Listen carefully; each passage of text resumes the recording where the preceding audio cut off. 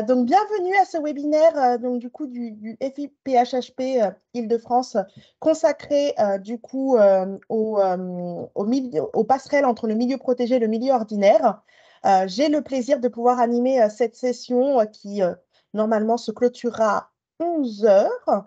Donc, ce que je vous propose, c'est de commencer ce webinaire. Hop. Je vais les derniers entrants et puis après, on va pouvoir débuter tranquillement notre présentation. Alors, peut-être pour débuter ce webinaire, c'est de rappeler les règles du jeu. Hop là. Donc, vous pouvez laisser vos caméras, c'est comme vous le souhaitez, mais comme je vous l'ai indiqué, le webinaire sera enregistré. Donc voilà, si vous souhaitez laisser vos caméras, pas de problème. Par contre, ce que je vous demande, c'est de ne pas laisser vos micros si vous n'intervenez pas, afin que tout le monde puisse avoir une bonne qualité d'écoute. Et puis penser du coup aux personnes qui seront en replay. L'objectif, c'est qu'ils puissent vraiment entendre l'entièreté des propos des participants. Et puis du coup, on aura un temps d'échange à la fin de ce webinaire. Et donc, ce que je vous propose, c'est de laisser vos questions dans le fil de discussion ou du coup d'intervenir à l'oral quand ce temps d'échange aura lieu. Les intervenants de ce matin, nous allons du coup être 4 à intervenir. Je vais laisser la parole à Maëlys Boxberger pour qu'elle puisse se présenter. Merci Gladys. Bonjour à tous et à toutes. Je suis Maëlys Boxberger, chargée de développement territorial pour le FIPHFP en Île-de-France avec Mohamed Ayadi. On vous souhaite la bienvenue pour ce webinaire sur les passerelles entre le milieu protégé et le milieu ordinaire et que chacun puisse trouver des pistes et des solutions puisque vous savez, l'insertion des personnes en situation de handicap, c'est vraiment une des priorités du FIPHFP et qu'il peut exister des dispositifs financiers et des dispositifs afin que cette passerelle puisse réellement exister avec des exemples concrets. C'est pourquoi Gladys va nous présenter les 2 intervenants, dont Madame Lacrose, la directrice de l'ESAT Henri Marsoulan, et puis la DRH de la ville de Logne, qui aura, je crois, des illustrations à nous proposer. Très bon webinaire à toutes et à tous. Merci beaucoup, Maëlys. Donc, en effet, on a la chance aujourd'hui de pouvoir recueillir la parole de Émile Lacrose, qui va du coup être notre témoin côté milieu protégé, et Elisabeth Pereira, notre employeur public qui a bien souhaité nous partager son expérience sur les passerelles qu'elle a pu mettre en place.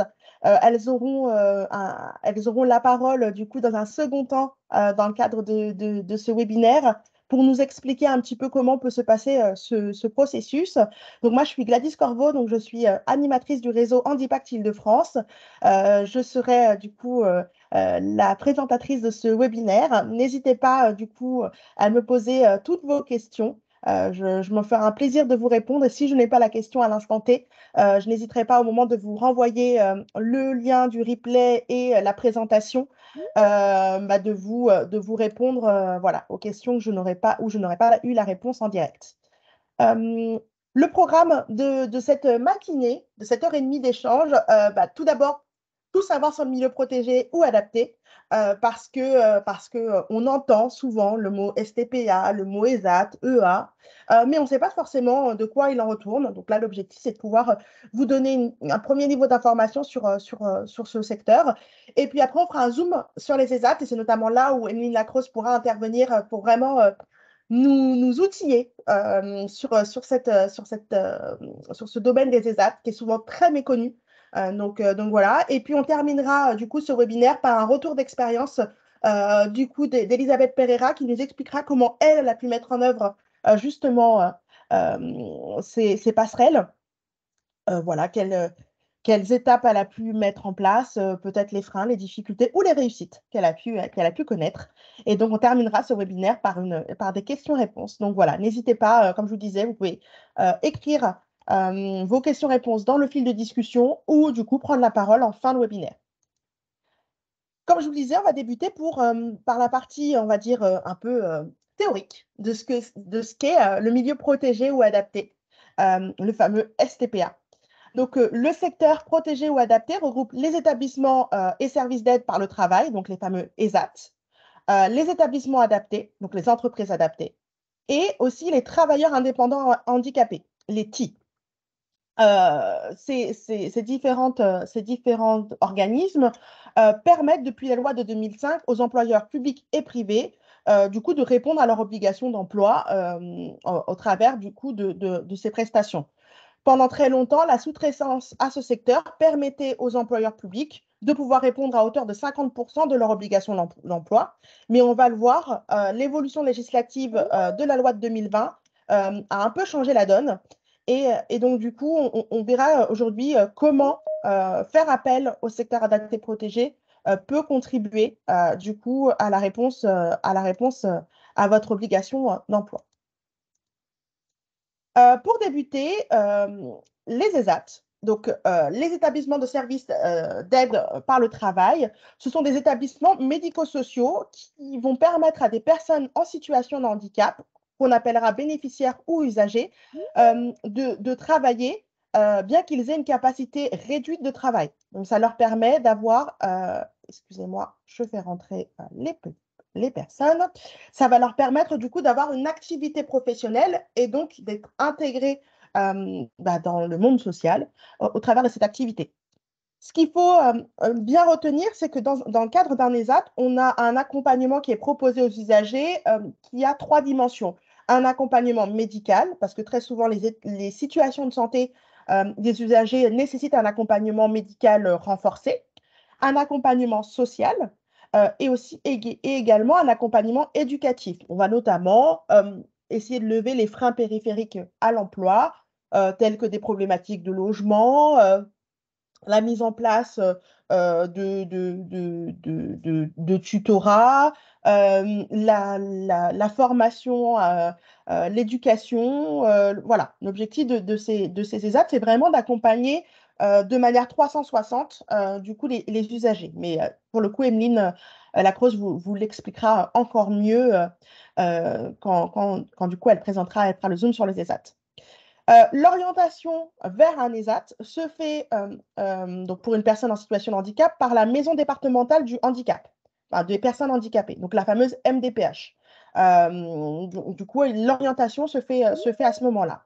Ce que je vous propose, du coup, c'est de regarder une vidéo qui va vous présenter ce que sont les ESAT.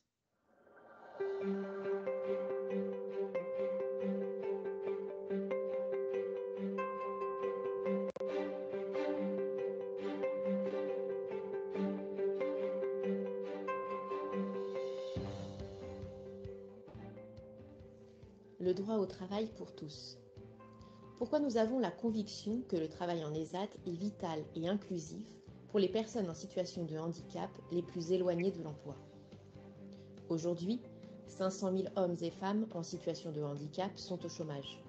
Tous ne trouveront pas leur place dans le milieu ordinaire du travail. La mission des ESAT est d'abord de créer une valeur ajoutée sociale. Ce sont des structures de travail inclusives. 120 000 personnes en situation de handicap éloignées de l'emploi ont un travail pérenne grâce à 1500 ESAT. Ils conjuguent emploi, lien social et santé. Les personnes y trouvent un lieu d'échange. L'ESAT propose des repères et favorise une meilleure santé, notamment mentale, par une réhabilitation psychosociale. Ils proposent des activités professionnelles diversifiées. Elles sont adaptées aux capacités de chacun. Ils s'occupent de formation professionnelle et de soutien à l'autonomie et à la participation sociale. Plus de 10% du temps de travail est ainsi consacré à ces actions. Ils s'engagent pour des parcours professionnels individualisés. Ils vont du maintien au travail pour les plus fragiles à l'insertion en milieu ordinaire pour une petite minorité. Les ESAT créent aussi une valeur ajoutée économique locale. Ils portent des secteurs d'activité variés et pertinents. 8 métiers distincts sont en moyenne proposés. Ils sont au cœur de leur territoire. Ils contribuent à l'efficacité de la dépense publique.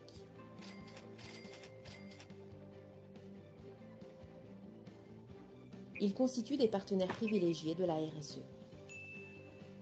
Les ESAT sont des acteurs fiables, pertinents et complémentaires. Notre ambition pour l'avenir: que les personnes en situation de handicap les plus éloignées de l'emploi demeurent au cœur des préoccupations. Et pour cela, nous, ESAT, affirmons oui à une société où les ESAT seraient une solution inclusive. Oui, garantissons un emploi sans sélection lié à des critères de productivité. Oui, renforçons les droits des travailleurs. Oui à une démarche d'amélioration. Oui, créons de véritables passerelles avec le droit commun. Oui, favorisons les achats responsables. Oui, engageons des partenariats durables. Par une démarche volontariste et une ambition renouvelée, progressons plus encore tout en restant fidèles aux valeurs et à la mission première qui nous a été confiée. Voilà pour la présentation des ESAT. Et donc, le deuxième acteur du secteur protégé ou adapté, c'est les entreprises adaptées. Donc, les entreprises adaptées, ce sont des entreprises qui ont une utilité sociale, bien qu'elles aient, comme toute entreprise, une nécessité économique. Elles doivent produire de la valeur ajoutée, elles ont surtout une utilité sociale et elles ont la particularité d'employer à minima 55% de travailleurs en situation de handicap. Donc, ça veut dire que dans ces entreprises, vous allez retrouver, notamment sur toute la partie productive, créatrice de valeur, 55% de leur effectif en situation de handicap. Ces entreprises, elles sont forcément régies par le Code du travail et les travailleurs en situation de handicap ont le statut de salarié. Là où dans le cas de l'ESAT, ils avaient un statut d'usager. L'orientation vers ces entreprises pour les personnes en situation de handicap se fait également par la maison départementale des personnes handicapées. Et du coup, ce que je vous propose, c'est de regarder une petite vidéo qui va vous expliquer ce qu'est une entreprise adaptée et quel type de prestations elle peut proposer. Qu'est-ce qu'une entreprise adaptée ? On peut la qualifier d'entreprise inclusive car elle adapte le contexte et l'environnement de travail à la diversité des types de handicap de ses collaborateurs. Elle trouve son origine dans le principe de compensation. Mais compenser, ce n'est pas assister, c'est adapter, aménager, pondérer et agir pour établir l'équité d'accès à l'emploi. Elle permet à des salariés reconnus travailleurs handicapés de trouver un emploi, favoriser la mise en œuvre de son projet professionnel, valoriser et développer ses compétences en vue d'une évolution au sein de l'entreprise adaptée ou quand il le souhaite vers un autre employeur. Aujourd'hui, ce sont près de 800 entreprises qui se mobilisent pour apporter une réponse au défi social de l'emploi des personnes en situation de handicap. Depuis 2019, le nouveau cadre accroît l'optique inclusive du modèle et reconnaît l'expertise des entreprises adaptées pour renforcer l'autonomie et la responsabilité des collaborateurs dans leur parcours professionnel. Les entreprises sont-elles soutenues par l'État ? Derrière les entreprises adaptées, il y a une autre idée de l'économie et des priorités humaines qui traversent notre monde. En s'engageant à employer 55% de travailleurs handicapés, elles bénéficient d'un soutien de l'État, un système de compensation des conséquences du handicap et de financement des actions engagées pour les adaptations des contextes liés à leur emploi et à la réalisation de leurs projets professionnels. Quelles sont les démarches pour intégrer une entreprise adaptée ? Il faut au préalable être titulaire d'une reconnaissance de la qualité de travailleur handicapé, une RQTH. Le travailleur handicapé peut alors passer par Pôle emploi, Cap emploi, les missions locales, ou entrer directement en contact avec l'entreprise adaptée. Quel est le statut du salarié ? Le travailleur handicapé peut obtenir un CDI, un CDD, un contrat d'apprentissage ou un contrat de professionnalisation. Il bénéficie des mêmes droits et statuts que les salariés de droit commun. Et d'ici fin 2022, tout en développant la diversité des publics, l'objectif est de doubler le nombre de salariés en situation de handicap dans les entreprises adaptées et de partager leur culture et leur modèle inclusif à l'ensemble des employeurs. C'est ça, le cap vers l'entreprise inclusive.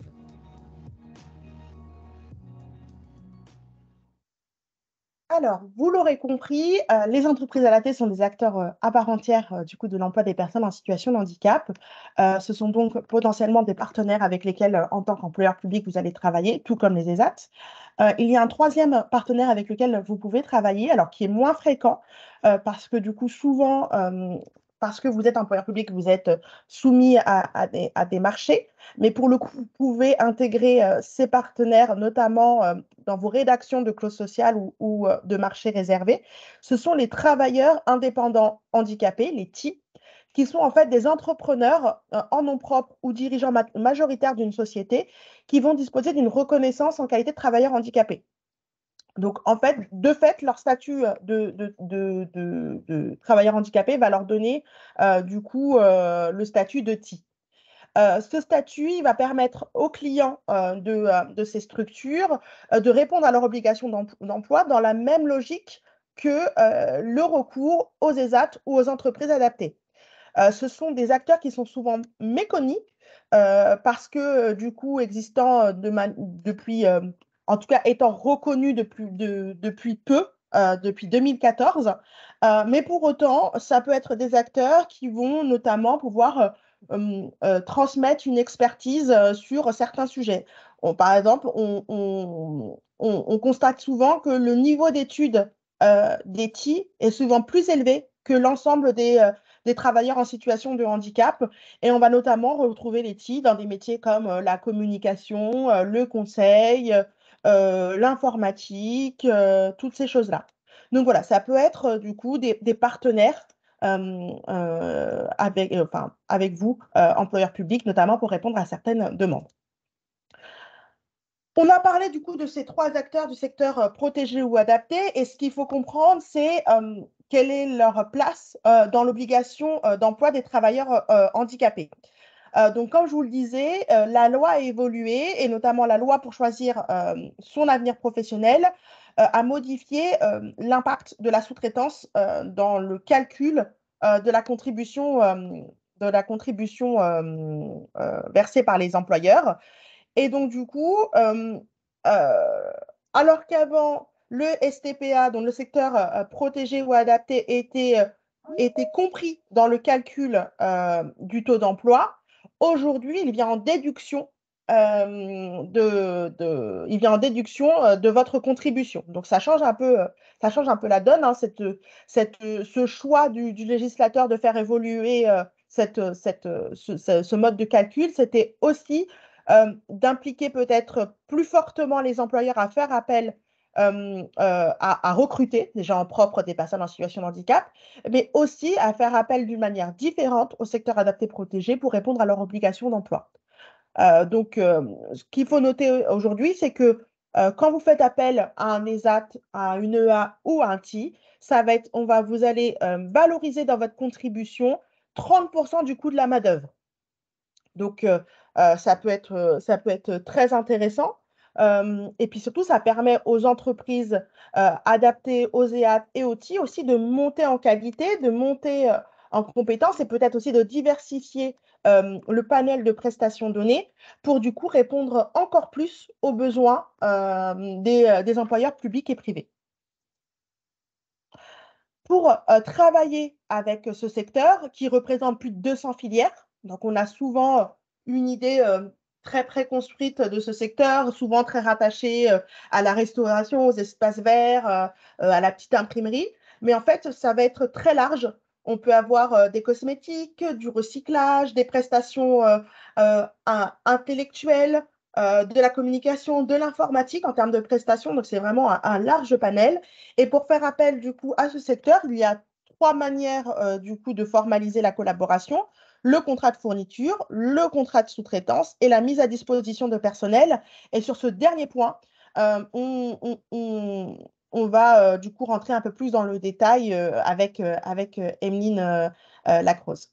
Et donc, la question qu'on peut se demander, c'est comment faciliter la passerelle, le chemin du secteur protégé ou adapté vers le milieu ordinaire, et notamment dans le secteur public, comment on peut faciliter le recrutement de ces personnels. Eh bien, on a 4 possibilités. La première possibilité, c'est forcément le recrutement par la voie contractuelle au titre du handicap, donc le fameux article 38, qui va permettre du coup d'aller sourcer, d'aller repérer des collaborateurs, des AD, d'EA ou des TI, et de leur proposer un CDD, un CDI en vue de les titulariser au terme de ce contrat. Vous allez aussi avoir l'apprentissage, la titularisation des apprentis BEE. Comme je vous l'expliquais tout à l'heure, très souvent, les personnes en situation de handicap ont un niveau d'études inférieur à l'ensemble des actifs. Donc, le fait de passer par l'apprentissage, ça va leur permettre du coup d'apprendre de nouveaux métiers, de monter en compétences, de développer de nouvelles connaissances. Et le fait de passer par l'apprentissage, à la fin de ce cursus, vous aurez la possibilité, via l'article 91, de titulariser du coup ces bénéficiaires de l'obligation d'emploi sans le concours, bien sûr, si tant est qu'ils ont les compétences et qu'il y a un poste qui corresponde à leurs compétences. Vous avez le CDD tremplin, donc là, qui va plutôt s'opérer avec, du coup, les entreprises adaptées. Le CDD tremplin, donc, qui est un CDD généralement d'une durée de 6 à 24 mois et qui va permettre à une entreprise adaptée de travailler la professionnalisation ou en tout cas le projet professionnel d'une personne en situation de handicap et lui permettre d'avoir des immersions au sein d'employeurs publics pour découvrir, par exemple, le métier d'agent de maintenance au sein d'une structure publique, le métier d'agent d'accueil, le métier peut-être d'assistante maternelle, voilà. Et ça va permettre du coup de valider à la personne en situation de handicap, de valider son projet professionnel, tout en bénéficiant d'un accompagnement socio-professionnel fort, puisque le propre des entreprises adaptées et plus généralement du secteur adapté protégé, c'est de pouvoir travailler à la fois sur les freins périphériques de l'emploi, mais aussi sur l'accompagnement professionnel de ses collaborateurs. Enfin, la dernière possibilité, le parcours emploi compétences, qui est en fait un contrat aidé qui va permettre à l'employeur du secteur public de recruter une personne en CDD et en CDI et de l'accompagner dans sa montée en compétences et dans la validation de son projet professionnel. Donc, vous le voyez, il y a des possibilités de faire des passerelles entre le secteur adapté, protégé ou adapté et le secteur public. Et l'objectif, c'est de voir comment vous pouvez capitaliser sur des acteurs qui vont vous accompagner à faire le lien avec ces publics-là, que ce soit du coup les acteurs forcément eux-mêmes, mais aussi ça peut être l'aide de Cap Emploi, du Pôle emploi, de certaines associations qui vont pouvoir vous aider à repérer ces publics. Conscient de vouloir favoriser l'insertion des personnes en situation de handicap venant du secteur adapté protégé, le FIP a mis en place des aides pour inciter les employeurs à recruter du coup ce personnel. Je vais vous en citer 3, mais il y en a plein d'autres. Vous avez notamment l'aide numéro 8, qui est un accompagnement socio-pédagogique. Cette aide va permettre à l'employeur de bénéficier d'une prise en charge des frais d'accompagnement socio-pédagogique spécifiques aux personnes en situation de handicap en apprentissage, en contrat pacte, en contrat aidé. Et l'objectif, c'est vraiment de créer les conditions de réussite à l'insertion dans le milieu professionnel. Donc, cette aide, elle va durer pendant toute la durée du contrat et elle peut aller jusqu'à 520 fois le SMIC horaire brut. Donc, voilà, c'est une aide qui peut être parfois facilitante. Vous avez aussi une prime à l'insertion durable. Donc, ça, c'est l'aide numéro 9. Et cette aide, elle va permettre de favoriser l'insertion durable des apprentis, des contrats aidés, des services civiques, et notamment en permettant aux employeurs de bénéficier d'une prime de 4 000 € s'ils proposent un contrat à durée indéterminée ou une titularisation à des personnes en situation de handicap. La dernière aide que du coup, je voulais mettre en valeur, c'est la prime à l'insertion vers le milieu ordinaire. Donc là, pour le coup, c'est une aide qui est versée à l'employeur pour faciliter une entrée progressive sur le marché du travail des travailleurs en ESAT.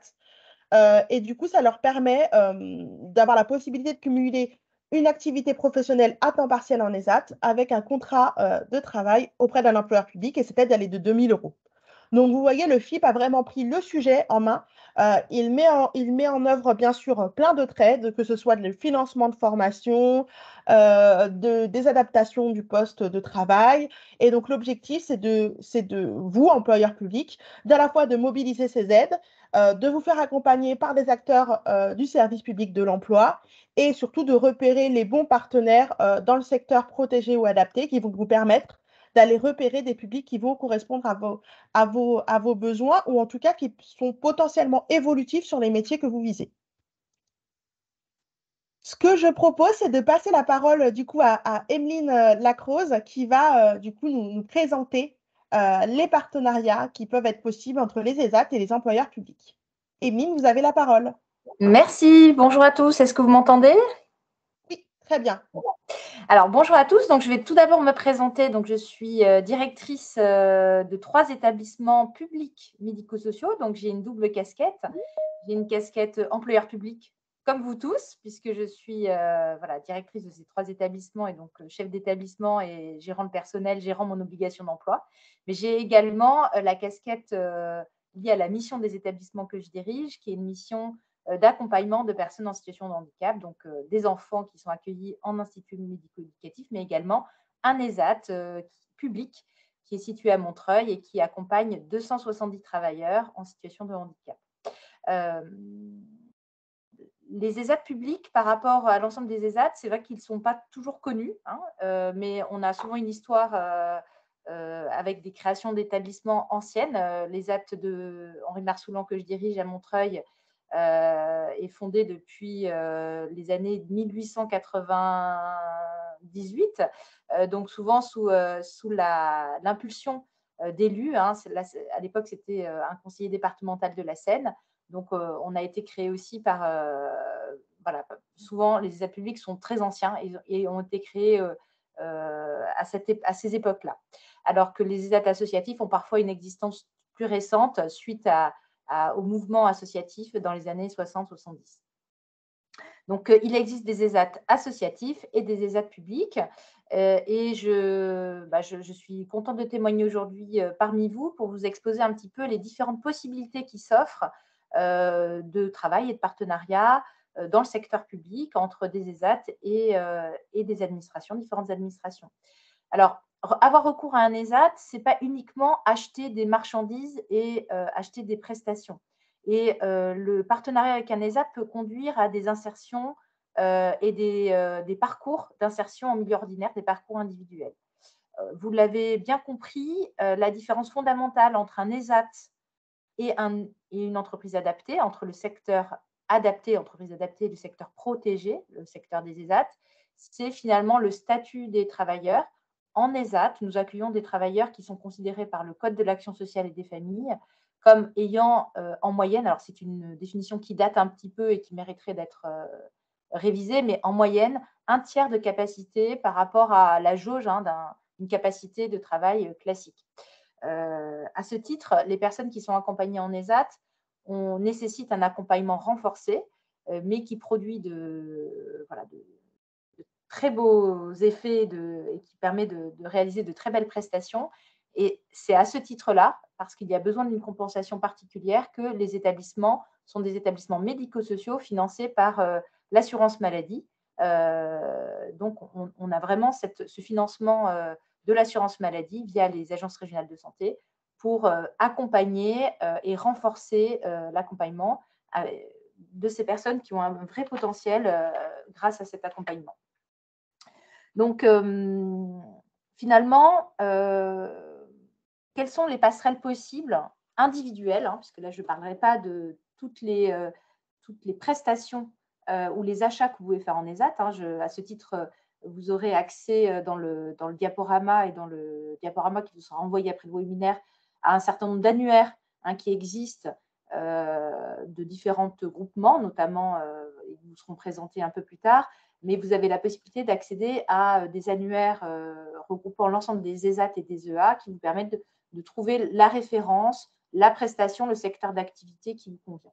Donc ça, c'est un élément classique d'avoir recours aux ESAT et aux EA, mais aujourd'hui, ce webinaire est consacré finalement au parcours individuel et comment intégrer durablement, employer durablement des personnes et les recruter sous les différents modes de contrat qui vous ont été présentés. Donc, on peut partir des deux catégories de partenariats que vous pouvez commencer à construire avec des ESAT, et je vais vous expliquer comment, après, cela pourrait déboucher sur des intégrations et des recrutements directs. Alors, vous pouvez avoir recours aux ESAT par des prestations de services. Qu'est-ce que c'est une prestation de service et quelle est la différence finalement avec une mise à disposition individuelle? Une prestation de service, c'est que vous achetez un service à l'ESAT. Alors, on va rester sur la slide. Du coup, je n'ai pas encore présenté. Voilà, une prestation de service, c'est vous achetez une prestation donc, de service à l'ESAT. Et c'est l'ESAT qui, et cette prestation de service peut être réalisée et souvent réalisée dans le cadre de l'entreprise qui commande ou l'administration qui commande ce service. Mais la prestation de service est réalisée sous l'autorité d'un moniteur qui vient finalement organiser le travail des travailleurs des ESAT. C'est-à-dire qu'il y a un encadrement, il y a une responsabilité des ESAT sur l'organisation du travail. Et donc, souvent, les travailleurs qui interviennent dans les administrations ou dans les entreprises en prestation de service sont encadrés par un moniteur. Alors, pas forcément en permanence toute la journée, mais à minima, en tout cas, le travail est décliné, organisé par le moniteur. La différence avec une mise à disposition individuelle, c'est que la responsabilité de l'entreprise qui accueille le travailleur en mise à disposition individuelle, c'est que c'est l'entreprise ou l'administration qui donne le travail à faire aux travailleurs des ESAT. C'est-à-dire qu'il y a une relation directe entre le travailleur et l'entreprise ou l'administration. Donc, on voit bien qu'il y a déjà une gradation entre une prestation de service et une mise à disposition individuelle ou collective. Il peut y avoir plusieurs personnes qui sont mises à disposition dans une administration.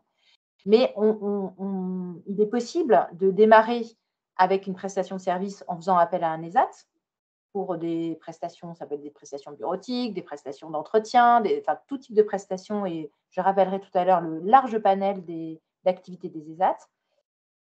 Et donc là, on est bien sur un travail qui est finalement organisé par l'ESAT, délocalisé au sein de l'entreprise de l'administration, mais sous l'autorité de l'ESAT dans l'organisation, le qui fait quoi, etc. Donc, l'entreprise est en lien avec le moniteur de l'ESAT, avec l'ESAT.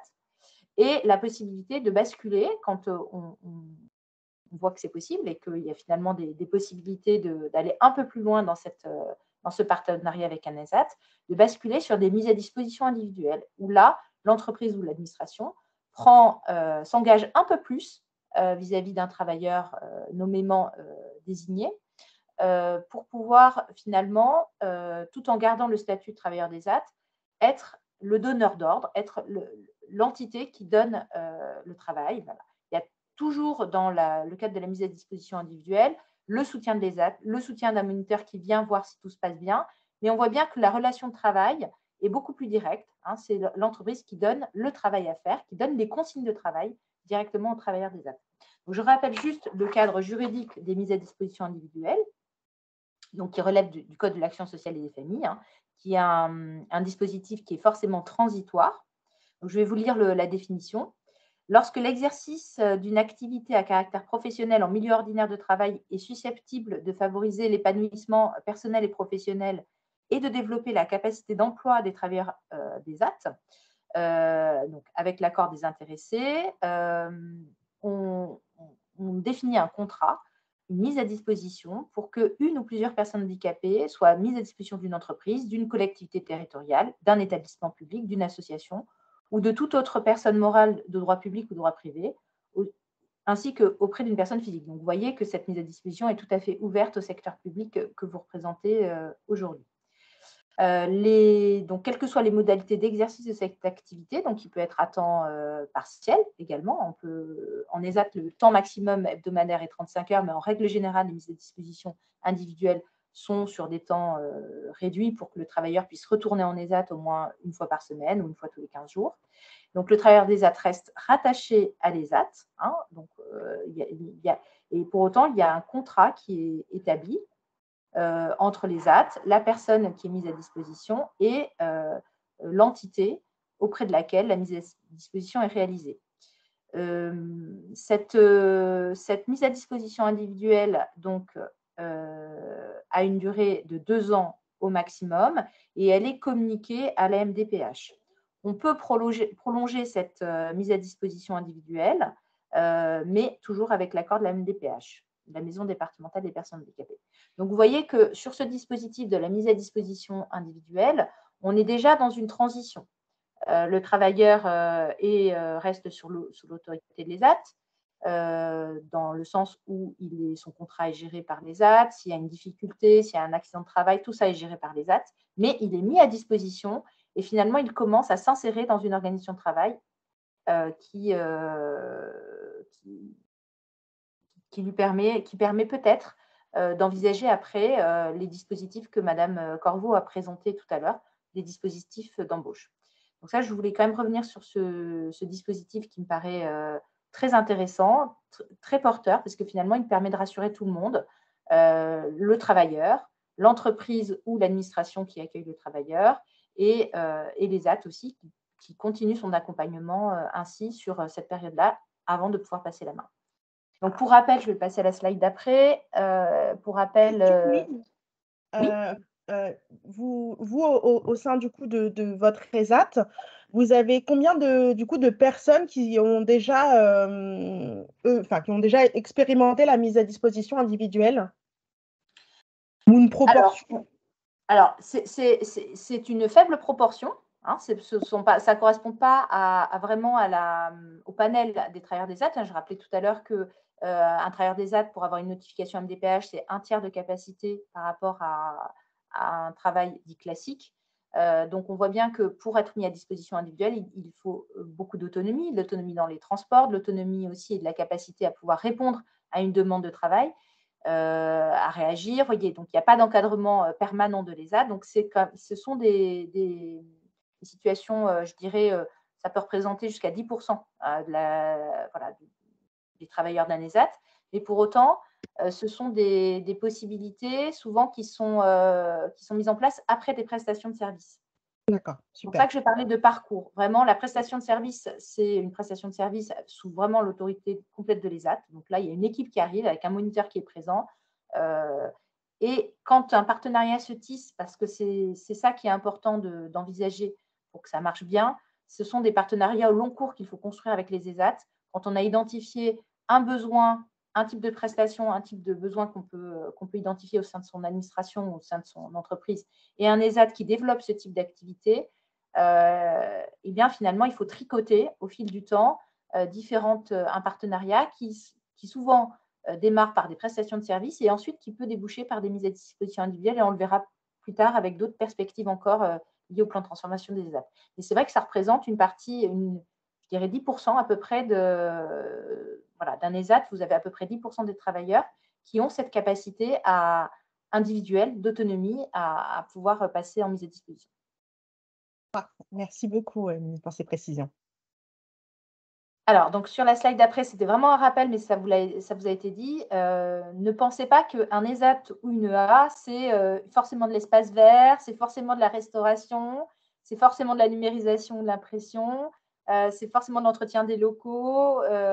Les EA et les ESAT, finalement, ils font de tout, comme toutes les entreprises. Voilà. Nous avons des ESAT qui font du vin, des ESAT qui font de la bière, nous avons des ESAT qui gèrent des eaux. Voilà, je sais qu'il y a même, je crois, dans la culture d'huîtres. Donc, en fait, un ESAT ou un EA, il s'adapte à la vie économique de son territoire et donc il cherche des opportunités. Donc, ne mettez pas les ESAT et les EA dans des cases, même si effectivement il y a des activités traditionnelles, ça je ne vais pas non plus le nier, mais vous serez surpris de consulter donc les annuaires qui seront mis à votre disposition pour voir le panel d'activités des ESAT et des EA. La slide d'après. Donc là, vous avez oui, la slide d'après, merci. Encore celle d'après? Oui. Ah non, pardon, excusez. En fait, j'ai un petit temps de décalage. Ok, pas de souci. Voilà, donc là, effectivement, je n'ai pas rappelé le panel d'activités, mais je vous laisserai regarder en fonction de vos besoins et vos idées, hein, secteurs d'activité. N'hésitez pas, voilà, ça c'est vraiment un message que je vous lance. N'hésitez pas à regarder au sein de votre administration ou de votre entreprise ce que vous n'avez pas le temps de faire, ce que vous ne pouvez pas faire dans le cadre de votre organisation. Et n'hésitez pas à regarder si vous avez des ESAT et des EA autour de vous, donc qui font déjà ces activités, ou même des ESAT et des EA qui ne font pas cette activité, mais qui sont proches de vous, avec qui vous pouvez prendre contact pour monter des partenariats. Nous, on a énormément d'activités qui se sont montées parce qu'il y a une entreprise qui était voisine qui nous a dit, voilà, j'ai besoin de ce type de prestation, est-ce que vous pouvez vous adapter? Et nous, c'est comme ça qu'on arrive à faire évoluer. Je vous donne l'exemple. Donc, moi, je me situe à Montreuil. Montreuil, vous le savez, il y a énormément de… Voilà, il y a BNP Paribas, pour ne pas les nommer, qui est énormément implanté dans cette commune. Et donc, ils nous ont demandé, il y a quelques années, de développer de la conciergerie d'entreprise. Donc, c'est-à-dire des services qui sont offerts aux employés des différents immeubles de services qui sont autour de nous pour offrir du pressing, offrir des paniers bio, etc. Donc, c'est pour vous donner un exemple que c'est d'une activité que nous ne faisions pas, vraiment sur laquelle nous n'étions pas positionnés. Et par le contact, par le partenariat tissé avec l'environnement, nous avons développé cette activité de conciergerie d'entreprise qui aujourd'hui se développe à l'INSEP, donc structure publique, donc à Vincennes. Donc, c'est pour vous dire que n'hésitez pas, quand vous repérez un besoin, quelque chose sur lequel vous avez envie de travailler, à identifier les ESAT et les EA qui le font par le biais des annuaires, mais surtout à contacter des ESAT et des EA proches de vous et pour lancer des partenariats. C'est vraiment le mode de faire. Un ESAT, un EA s'adapte à son environnement. Ça nécessite du temps. Voilà, on n'achète pas une prestation où on ne déclenche pas une mise à disposition individuelle comme ça rapidement. Ça nécessite un partenariat, ça nécessite de se connaître, de bien identifier les besoins, les capacités de l'ESAT et des travailleurs. Mais c'est un partenariat qui sera gagnant dans le temps et durable, avec des taux de satisfaction qui sont des très beaux taux de satisfaction et que vous avez à l'écran. Juste la slide d'après. Donc là, c'était un petit rappel sur vos ressources pour trouver vos partenaires. Exactement, voilà. Comme vous pouvez le voir, du coup, les réseaux sont plutôt nombreux. Donc, vous avez forcément le réseau GESAT, qui est du coup un groupement économique des ESAT et d'entreprises adaptées. Vous avez l'UNEA, qui est plutôt spécialisé sur les entreprises adaptées, Andeco. Vous avez l'emploi de l'inclusion. Donc, c'est une plateforme qui a été créée par l'État pour mettre en lien justement les employeurs privés et publics avec le secteur protégé ou adapté. Donc, voilà, ne pas hésiter à aller sur ce site, à s'inscrire.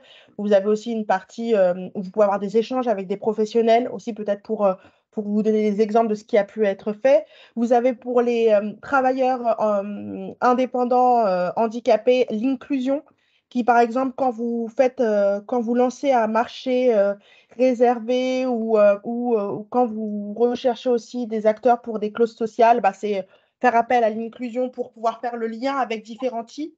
Parce que du coup, ils accompagnent, à la fois ils sont plateforme pour référencer, mais ils font aussi de l'accompagnement des travailleurs indépendants handicapés. Donc voilà, ça peut être aussi des partenaires. Donc là, l'objectif, c'était de vous donner un rapide panel des acteurs du secteur. Il y en a plein d'autres, mais l'objectif, voilà, c'est que vous ayez une idée et que vous puissiez vous dire, voilà, je pense achat ou relation avec le secteur adapté, protégé. Hop, je contacte ces réseaux qui peuvent faciliter la mise en relation et donc du coup forcément la mise en place du partenariat parce que vous n'êtes pas forcément sachant sur le domaine et donc là vous allez avoir des interlocuteurs uniques qui vont vous dire nous on va vous mettre en relation avec telle ou telle entreprise sur telle ou telle prestation et autres. Donc n'hésitez pas à prendre attache avec eux, ils sont là pour ça, ils sont là pour valoriser le travail de ces ESAT, de ces EA, de ces travailleurs indépendants handicapés. Et vous avez donc des annuaires, si vous voulez aussi avoir des contacts directs, c'est à votre choix.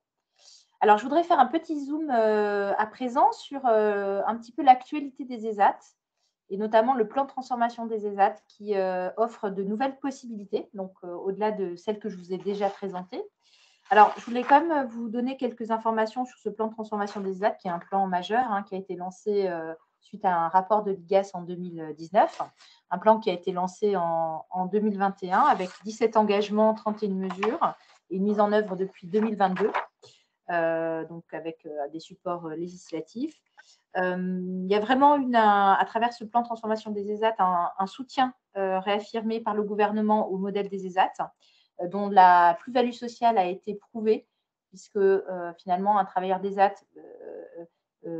génère de la richesse, génère des cotisations sociales et surtout en termes d'émancipation et en termes d'autodétermination, vraiment est dans une situation de renforcement de son pouvoir d'agir, de son pouvoir d'agir et d'épanouissement dans sa vie professionnelle et plus largement, puisqu'en ESAT, nous avons, comme vous l'avez compris, une mission plus large d'insertion sociale. Et finalement, quand on quantifie même d'un point de vue vraiment budgétaire le coût d'un ESAT et la richesse produite par l'ESAT, on voit bien que c'est un modèle qui est performant et qui permet de créer de la richesse, sans parler bien sûr de l'épanouissement des travailleurs.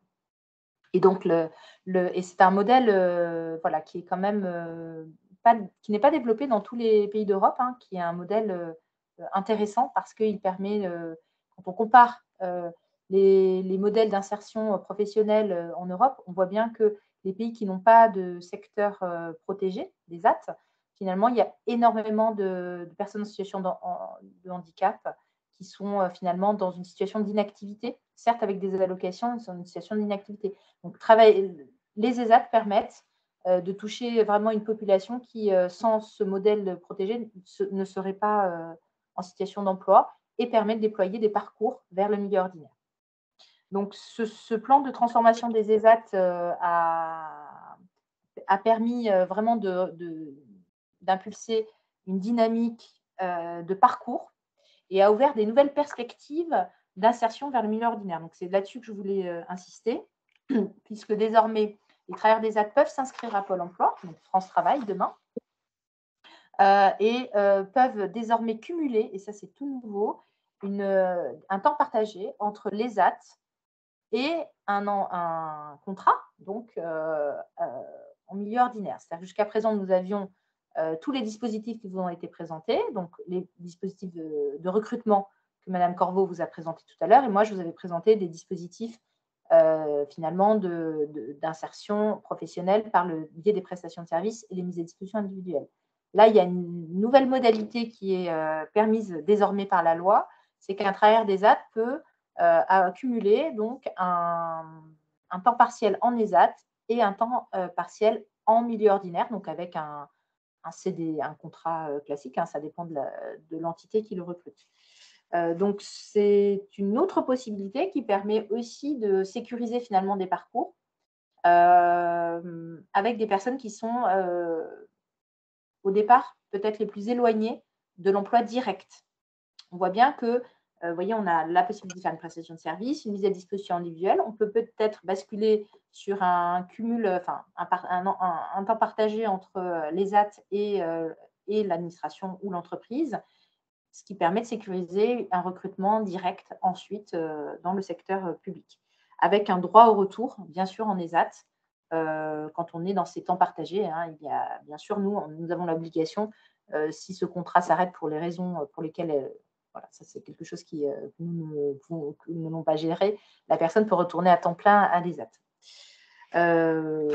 Voilà, donc c'est ce que je voulais vous indiquer, en vous indiquant que le nom des ESAT a changé, parce qu'on parle d'établissement d'aide par le travail, désormais on parle d'accompagnement. Le A d'ESAT change et désormais c'est un établissement qui accompagne, et la notion de parcours est vraiment réaffirmée dans ce plan de transformation des ESAT, avec la mise en opérationnalité de ces droits aux allers-retours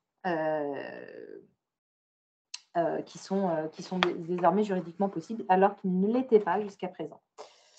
Alors, je ne vais pas vous détailler toutes les dispositions du plan de transformation des ESAT, hein, mais il y a un renforcement de la formation, il y a différentes dispositions qui permettent vraiment de soutenir les ESAT dans leur position d'accompagnement de parcours, avec des partenariats et des conventions qui sont signées avec Pôle emploi et demain France Travail.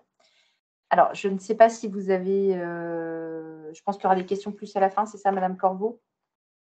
Oui, tout à fait. Il y aura des questions à la fin. Mais en tout cas, merci du coup pour toutes ces indications parce que c'est vrai que les ESAT sont très méconnus des employeurs publics, mais aussi des privés. Parfois aussi du service public de l'emploi. Donc, merci beaucoup pour toutes ces précisions sur l'importance en effet de ces structures pour accompagner les parcours professionnels des personnes en situation de handicap. En effet, l'objectif est vraiment que l'ensemble de ces personnes puissent accéder à une activité professionnelle, alors certes adaptée en fonction des besoins, mais en tout cas qu'ils puissent contribuer aussi à créer de la valeur économique et aussi d'avoir cette place sociale, parce qu'on le sait aujourd'hui, la partie professionnelle fait aussi partie de notre identité. Donc, c'est important qu'ils puissent contribuer du coup à l'ensemble de cette société. Donc, merci beaucoup du coup pour toutes ces précisions. Et peut-être pour conclure ce Zoom, c'est aussi peut-être de préciser que le FIP a aussi cette logique d'accompagnement et en tout cas de facilitation de lien entre le secteur adapté protégé et les employeurs publics. Et à ce titre, il finance notamment l'accès à des plateformes du milieu protégé. Donc, on en parlait tout à l'heure, le réseau GESAT, l'UNEA, Andeco, l'inclusion, toutes ces choses-là. Et notamment, il va prendre en charge les dépenses qui vont être notamment, par exemple, l'accompagnement à l'utilisation de l'outil, une assistante juridique de base, le développement de la connaissance de l'offre locale, parce que ce n'est pas forcément quelque chose de très intuitif, donc ça peut être un accompagnement, les études de faisabilité sur la partie achat, où on sait le secteur public est très structuré, vous avez beaucoup de règles pour mettre en place vos achats, donc ça peut être aussi de financer ce temps-là et le recours à des spécialistes. La constitution aussi d'un dossier fournisseur. Donc voilà, le FIP peut vous accompagner justement dans la mise en œuvre de cette politique d'achat responsable, mais aussi dans cette politique de passerelle avec le milieu protégé. Donc voilà, de ne pas hésiter aussi à mobiliser cette aide. Nous avons fait du coup un gros zoom sur le secteur protégé ou adapté. Donc en gros, quels sont les acteurs, comment on peut faire le lien entre ces acteurs et les employeurs publics. Et donc là, l'objectif, c'est de clôturer ce webinaire sur un retour d'expérience et un retour d'expérience d'un employeur public et notamment de la mairie de Logne pour savoir comment, un peu la genèse du projet, comment s'est opéré ces passerelles, pourquoi, est-ce qu'il y a eu des difficultés, à qui ils ont fait appel. Enfin, voilà, l'objectif, c'est vraiment de mieux comprendre comment un employeur public peut faire appel au secteur adapté protégé. Et pour cela, je propose d'avoir une interview un peu interactive avec Elisabeth Pereira, qui est directrice des ressources humaines de la ville de Logne. Elisabeth, vous nous entendez? Oui, je vous entends. Et vous m'entendez? Oui, parfait, super.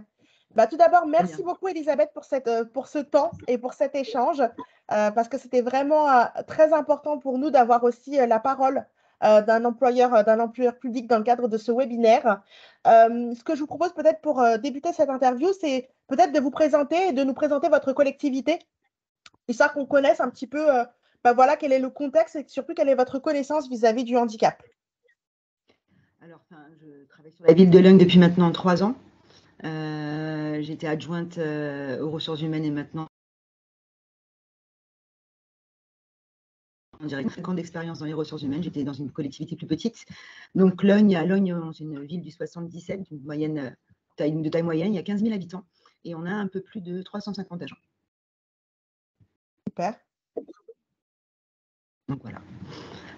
Au niveau du coup de nos obligations d'emploi, on est donc sur les obligations de 6% du nombre légal des bénéficiaires et nous, on a atteint un peu plus de 8%.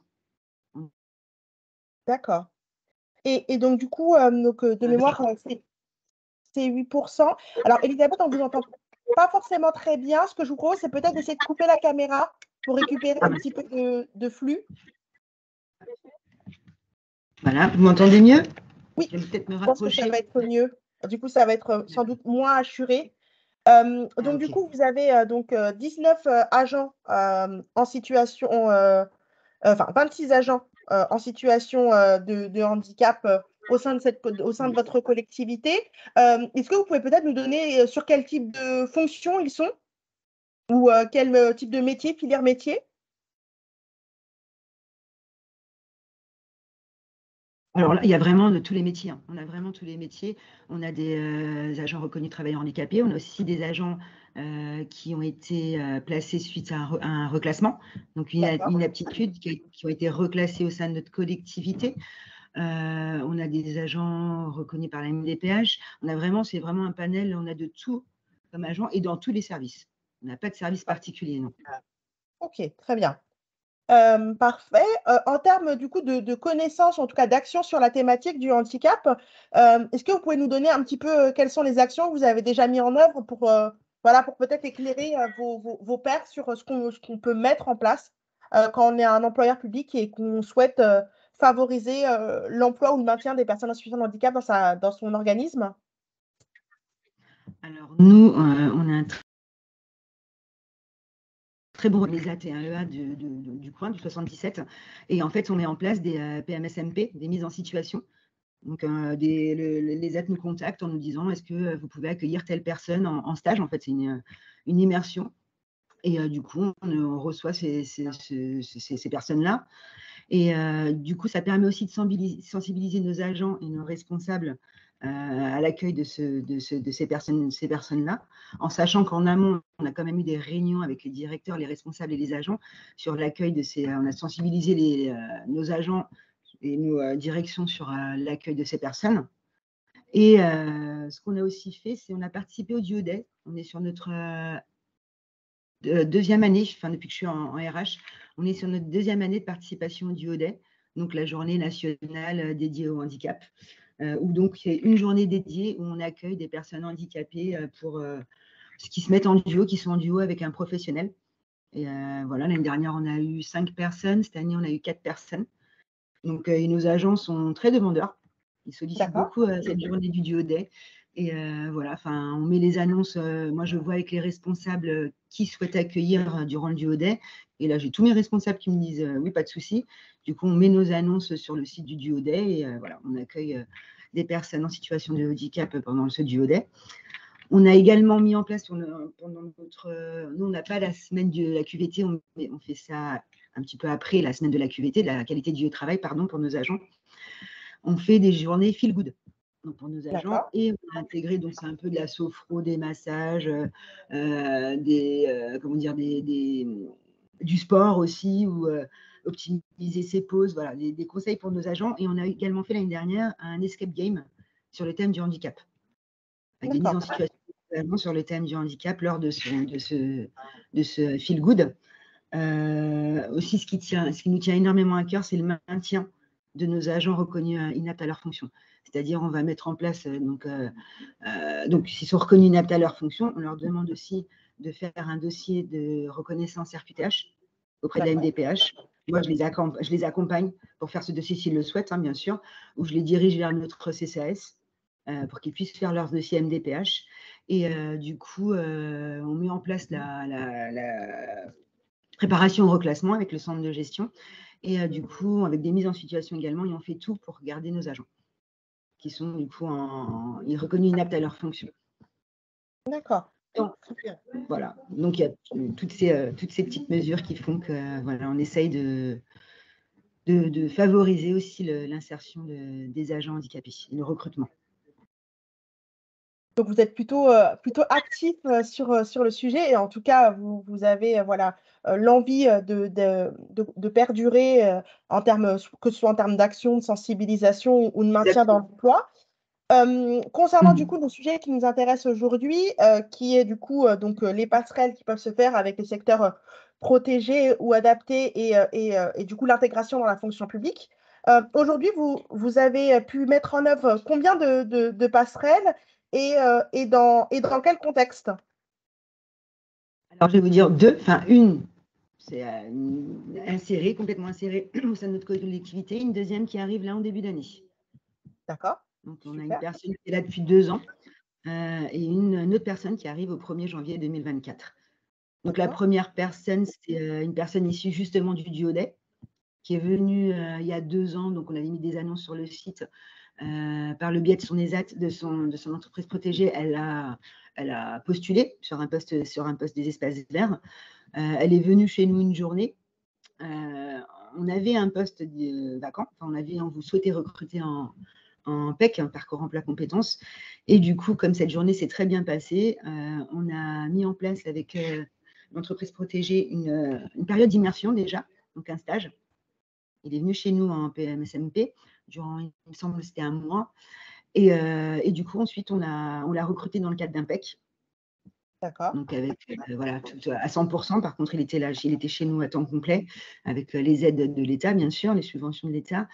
Et au bout d'un an, donc on aurait pu renouveler, mais on a souhaité plutôt l'embaucher sur un poste vacant qu'on avait, un réel poste vacant, du coup, de droit public, pardon. Et normalement, cet agent va être stagiairisé d'ici peu. Parfait. Il va intégrer vraiment la fonction. Oui, c'est Une super. belle réussite. Exactement. Une très belle réussite. Justement, pour pouvoir mettre en œuvre cette réussite, vous avez pu être accompagné par quel partenaire pour justement vous accompagner dans chaque étape? Par son entreprise protégée, du coup, par les AT, on a eu un beau partenariat avec eux, mais également avec le Cap Emploi. Du coup, le Cap Emploi, on faisait des réunions bilans. En fait, déjà, dès le début du stage, on a fait une réunion avec l'agent, le Cap Emploi, les AT et nous.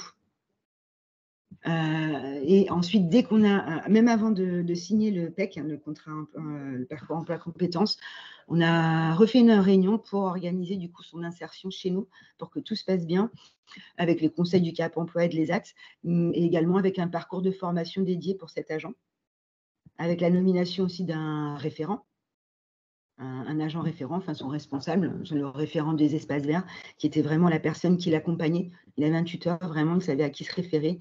Et tous les 3 mois, durant le PEC, on faisait des réunions bilan pour savoir ce qui allait, ce qui n'allait pas. Donc, sincèrement, rien n'allait pas. Tout allait bien, tout allait très bien. Au début, on a eu un petit souci avec l'agence, et juste pour lui, c'était son intégration. Son intégration en milieu ordinaire a été un petit peu compliquée. Il se posait beaucoup de questions, surtout. Donc, voilà, c'était... questions qu'il se posait? Il se demandait, lui, s'il était bien intégré, s'il était considéré comme les autres agents. Voilà, c'était des questions qu'il se posait, lui, en fait. Et donc, on l'a rassuré, le référent également. Et du coup, on a fait d'autres réunions avec les AT. En lien avec les AT, on se voyait un peu plus souvent. Et voilà, enfin, lui, son problème, c'était, il nous disait, voilà, je suis en PEC, je ne suis pas comme les autres. Donc, on lui disait que si, les missions étaient les mêmes, le contrat n'était pas le même, mais les missions étaient exactement les mêmes. Donc voilà, et que c'était un poste qu'on voulait pérenniser, et, on le rassurait. Donc voilà, par contre, avec l'équipe, tout se passait bien. On a d'autres agents reconnus travailleurs handicapés au sein de ce service-là, donc il n'y a eu aucun souci par rapport à ça. Il fallait juste vraiment l'épauler pour son intégration en milieu ordinaire. D'accord. Et est-ce que vous avez sensibilisé l'équipe, comment vous avez du coup préparé l'équipe à son intégration, à son arrivée? En amont, déjà, même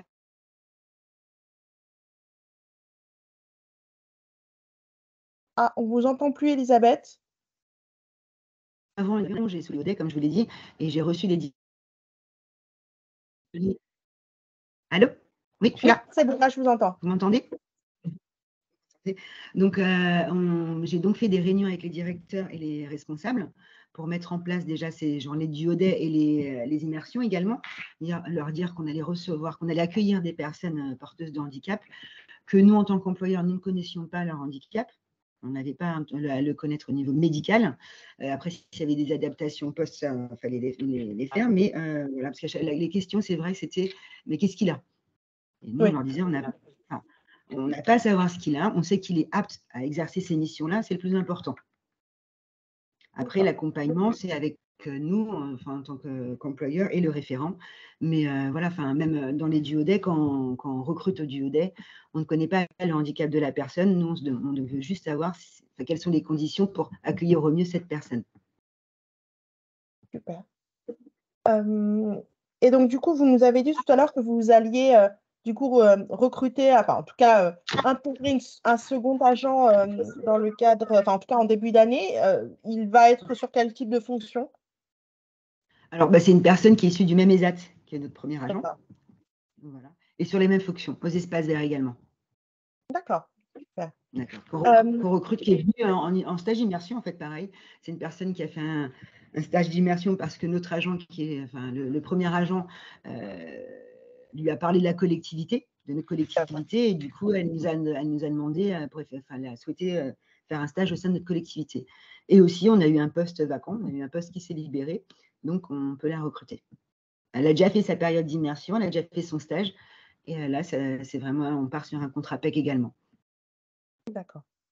Peut-être pour les employeurs publics qui nous écoutent, quels seraient les 3 conseils que vous pourriez leur donner pour mettre en œuvre une passerelle entre le milieu protégé ou adapté et leur organisation? Alors, moi, les 3 conseils, ça serait déjà l'accompagnement.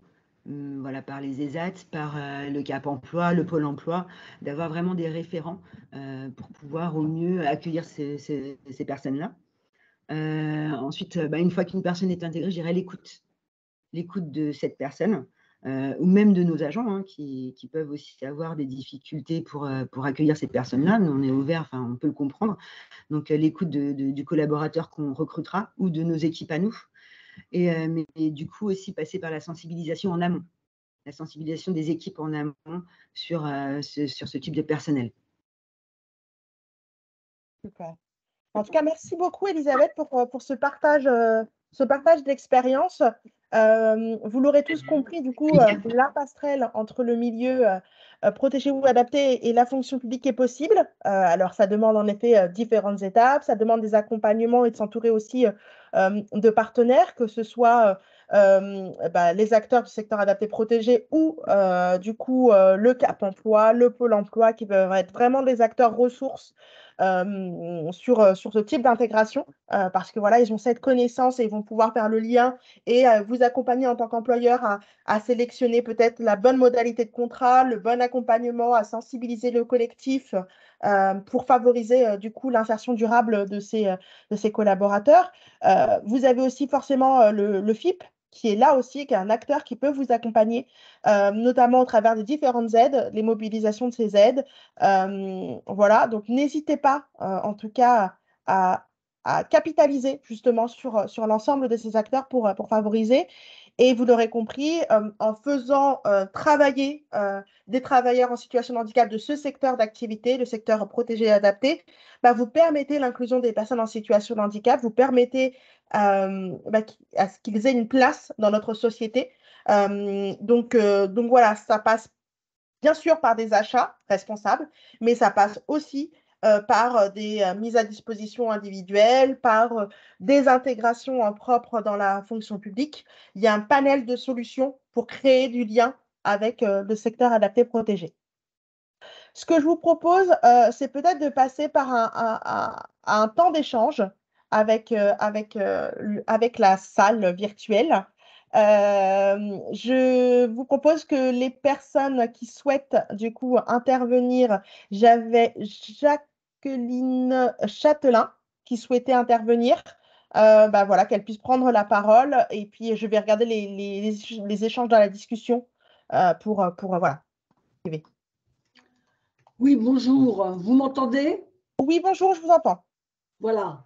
Je souhaiterais savoir comment fonctionne le temps partagé sur le plan social pour les salariés des ESAT qui sont à temps partagé, puisque les usagers des ESAT ne sont pas soumis au Code du travail et ne cotisent pas pour la retraite. Donc, quand ils sont dans une entreprise, quel est leur statut sur le plan social? Peut-être Emeline, si vous pouvez répondre à la question. Alors, le temps, effectivement, les travailleurs des ESAT ne relèvent pas du Code du travail, ils relèvent du Code de l'action sociale et des familles, mais leur temps de travail en ESAT est bien pris en compte pour leur retraite. Voilà, donc il y a bien une prise en compte pour leur retraite. Et donc, par rapport au temps partagé ESAT milieu ordinaire, eh bien, par rapport à ce qui regarde l'obligation de l'employeur, eh bien, ils cotiseront à hauteur du temps partagé qui sera classique, hein, c'est-à-dire qu'ils rentrent dans le dispositif de droit commun quand vous les employez à hauteur d'un mi-temps, je dis, voilà, par exemple, mais le temps, je vous rassure sur le fait que le temps passé en ESAT est bien pris en compte pour la retraite dans les durées d'assurance, voilà, sur des modalités spécifiques. Alors, le temps partagé, non, le temps partagé, c'est vraiment pour les ESAT, puisque en EA, on est bien sur un statut de droit commun d'un travailleur dépendant du Code du travail. Donc, le dispositif que je vous ai présenté, c'est une nouveauté spécifique aux ESAT. Oui, alors, ça j'ai bien compris, mais ma question c'était, excusez-moi, est-ce que le temps partagé que fait une personne en ESAT, il peut la faire en EA aussi? Il peut aller en temps partagé vers une EA, puisqu'une EA c'est le milieu ordinaire, mais... Alors là, le dispositif, oui, c'est le milieu ordinaire. Donc, ça, c'est. Alors, pour l'instant, ce qui est plutôt favorisé, c'est le temps partagé ESAT milieu ordinaire, au sens classique du terme, et pas le milieu adapté, même si le milieu adapté est du milieu ordinaire. Mais ça, pour l'instant, je ne l'ai pas vu encore mis en œuvre, mais peut-être que ça sera mis en place. C'est vrai que l'objectif, c'est quand même de favoriser l'insertion en milieu ordinaire classique, hein. Donc, ce n'est pas de faire des passerelles à l'intérieur de passerelles, vous voyez, c'est quand même l'objectif, c'est pour ça que je vous ai parlé de prestations de services, de mise à disposition individuelle et de temps partagé. Si un travailleur d'ESAT veut aller en EA, il peut y aller, il n'y a pas de problème. D'ailleurs, il y a des partenariats qui sont rendus obligatoires entre des ESAT et des EA. Mais là, ce dont on parle aujourd'hui, c'est l'insertion en milieu ordinaire avec ces différents accompagnements et ces différentes passerelles. Et donc, c'est à ce titre-là que je vous ai présenté ce dispositif. Je pense que c'est bien aussi que des travailleurs d'ESAT, s'ils le souhaitent, puissent travailler dans une entreprise de droit commun qui ne soit pas une entreprise adaptée. Voilà, ça c'est l'objectif aussi de ce dispositif. C'est nouveau. Est-ce qu'il y avait d'autres questions? Pour le coup, les questions du chat, on vient de les traiter.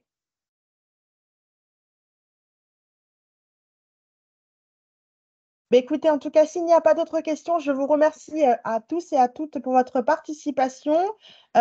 Pour information, parce qu'il nous reste une dernière... un dernier webinaire pour les semaines à venir. Donc, comme d'habitude, vous pouvez retrouver l'ensemble des outils, des replays sur le site du FIP, mais vous recevrez également forcément un lien du replay ainsi que le support de présentation et des liens pour des annuaires du secteur adapté protégé dans le cadre à la suite du webinaire. Donc ça, voilà, n'hésitez pas. En tout cas, j'ai toutes vos adresses mail, donc je vous adresserai tout l'ensemble de ces supports. Mais bien sûr, vous avez le prochain webinaire qui aura lieu le 12 janvier matin également et qui là sera sur la thématique du travail et du spectre de l'autisme. Quels sont les acteurs et les dispositifs mobilisables? Donc voilà, comment favoriser l'emploi de ces personnes en milieu ordinaire. Voilà, donc n'hésitez pas en tout cas à participer. Vous pouvez d'ores et déjà vous inscrire dans le cadre de ce webinaire. Vous avez sur le site le lien pour vous inscrire, donc n'hésitez pas. Et puis en tout cas, je vous souhaite à tous et à toutes d'excellentes fêtes de fin d'année, puisque nous sommes mi-décembre. Donc voilà, d'excellentes fêtes de fin d'année et je vous dis à tous à l'année prochaine pour le prochain webinaire. Merci à tous, très bonne fin de journée.